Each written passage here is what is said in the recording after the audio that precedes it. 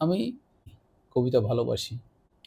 এখন যেটা করছে এটাকে কবিতা আবৃত্তি বলা ঠিক হবে না। আবৃত্তি বললে আবৃত্তি করে অপমান করা হবে। এটাকে কবিতা পড়া বলতে পারেন আপনারা। কবিতা ভালোবাসি। নিজের ভালো লাগার উদ্দেশ্যে, ভালোবাসার উদ্দেশ্যেই কবিতা আবৃত্তি করার চেষ্টা করছি। আমি চাই কবিতারা ফিরে আসুক আবার। গত বছর এক স্যারের ফেসবুকের বায়োতে ২ টা লাইন আমাকে আবার কবিতার প্রতি পুনর্জাগরিত করে তোলে। লাইন ২ টা বলি। আমি কবিতায় আঁকি স্বপ্ন, আর স্বপ্নে সাজাই কবিতা। চমৎকার! আজকে আমরা একটা প্রেমের কবিতা শুনবো। এই কবিতাটা আমি লিখেছিলাম ১১/৫/২০২৪ তারিখে। আসুন আমরা শুনি প্রেমের কবিতা।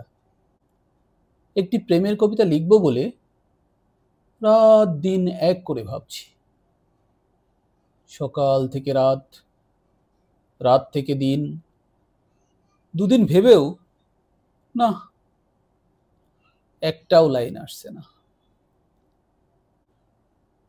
প্রেমগুলো সব একসাথে কোথায় গেল? আজ প্রেম কেমন জানি পাল্টে গেছে। বর্ণহীন, গন্ধহীন, অনুভূতিহীন এক জড় পদার্থ। অথচ কি প্রেম ছিল একসময়! শুধু পাশে বসে থেকেই কাটিয়ে দেওয়া যেত পুরো একটা দিন। আঙুলের স্পর্শেই হৃদয় শিহরিত হতো, সৃষ্টি হতো এক প্রেমময় কবিতা। ১টা ঘন্টা কাটাতে পারলেই শুধু প্রেমের কবিতা কেন বলছি, লেখা যেত পুরো একটা উপন্যাস।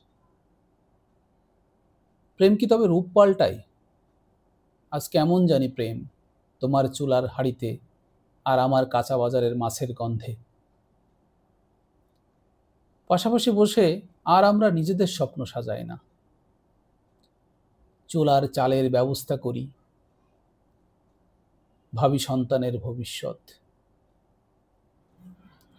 অথচ আজও তোমাকে ছাড়া আমার চলে না। তাহলে কি সেটা?